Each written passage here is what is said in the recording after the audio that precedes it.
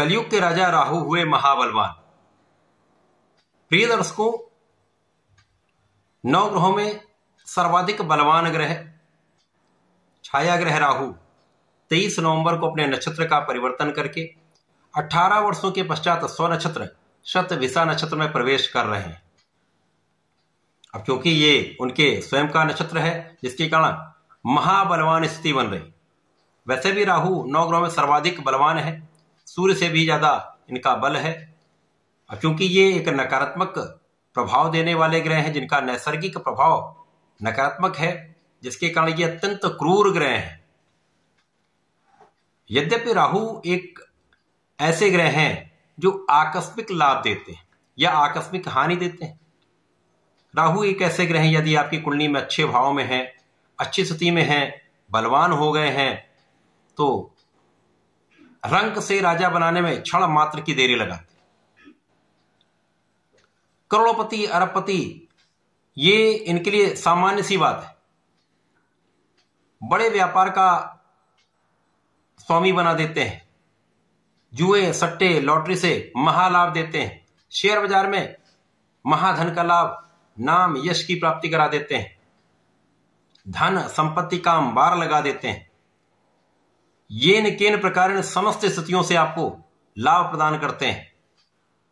और यदि ये कहीं पर विपरीत स्थिति में है तो कष्टों का अंबार लगा देते हैं, समस्याओं का अंबार लगा देते हैं। रंक से राजा, राजा से रंक बनाने में ये समय नहीं लगाते। अब राहु ये आकस्मिकता के कारक हैं, इसकी प्रकार से ये भ्रम के कारक है, संशय के कारक है, संदेह के कारक। राहु का जो इफेक्ट होता है, जो प्रभाव होता है, मन मस्तिष्क पर होता है, जिसके कारण ये आपको इतना भ्रमित कर देते हैं कि आपको निर्णय लेने की, आपके लिए निर्णय लेना बड़ा कठिन कार्य हो जाता है। समस्त कार्यों में संशय बन जाता है।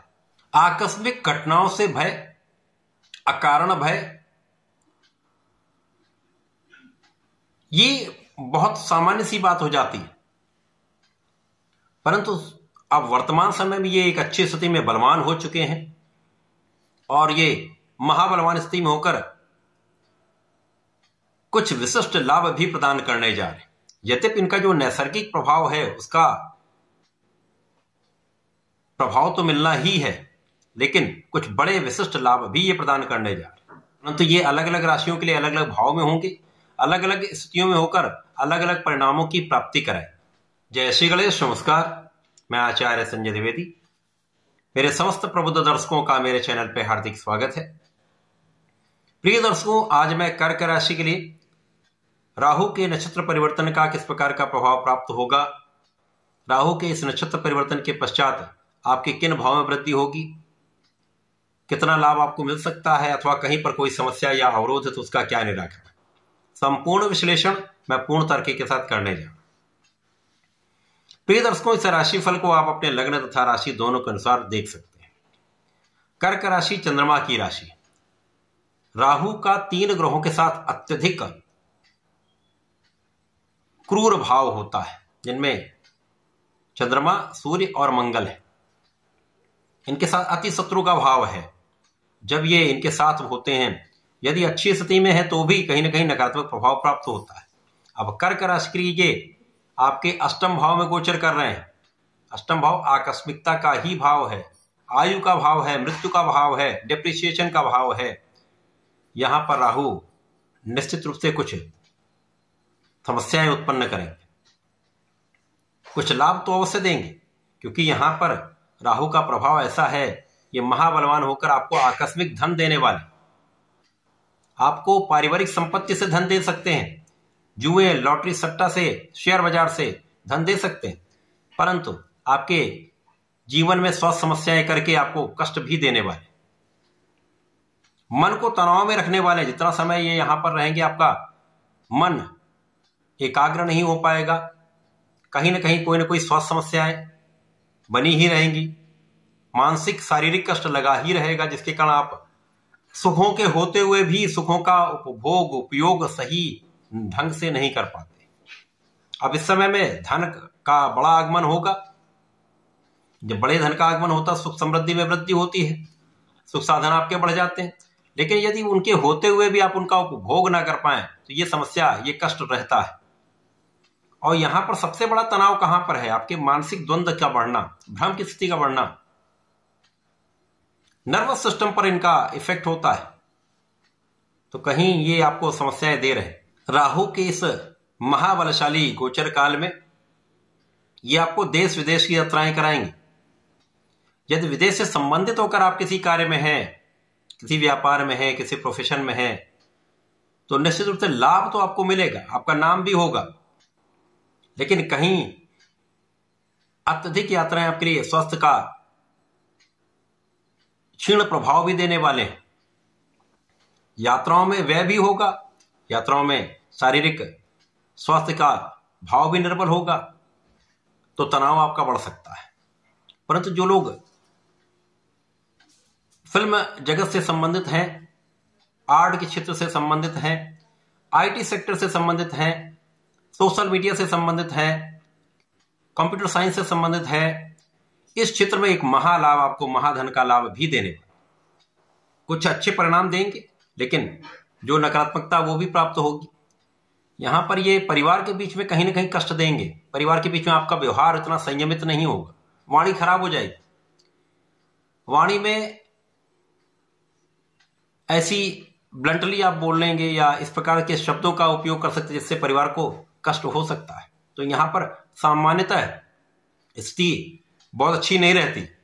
अतः इस समय में आपको अपने वाणी पर, अपने क्रोध पर पूर्ण नियंत्रण रखना चाहिए।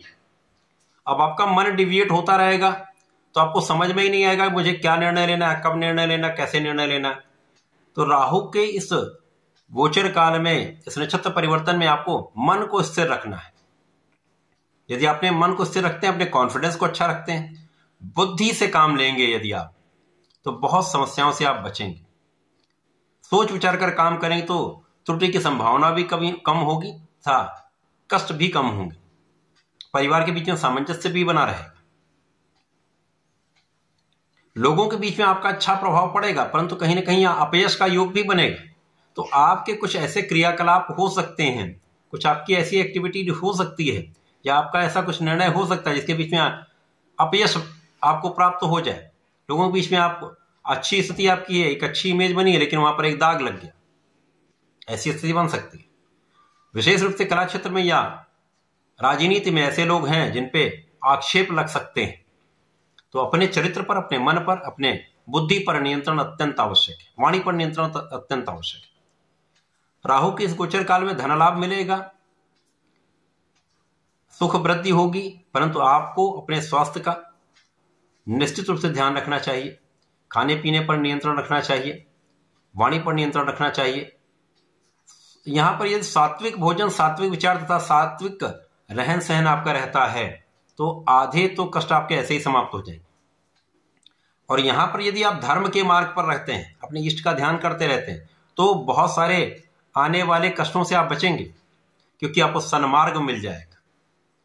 कभी कभी राहु आपको धर्म के मार्ग से विरत कर देते हैं। यदि आप धर्म के मार्ग पर पड़े रहते हैं, बने रहते हैं, तो आप बहुत सारे कष्टों से बच जाते हैं। तो राहु आपको अच्छा लाभ भी देते हैं। तो ऐसे समय में आपको नियमित रूप से भगवान सूर्यदेव को जल देना चाहिए। नियमित रूप से जल दीजिए, समस्याएं कम होंगी, मन आपका स्थिर रहेगा, कॉन्फिडेंस अच्छा रहेगा। तथा भगवान शिव पर जलार्चन नित्य करें। नमः शिवाय पंचाक्षर मंत्र का नियमित रूप से जप करें, कम से कम एक माला तो नियमित रूप से करें, जितना हो सके बढ़ाते रहें। यदि आप ऐसा करते हैं तो समय का निवारण, समस्याओं का निवारण भी कर पाएंगे, समय का उपयोग करके लाभ भी ले पाएंगे। तो ऐसा करके इसका उपयोग करें। धन्यवाद, नमस्कार।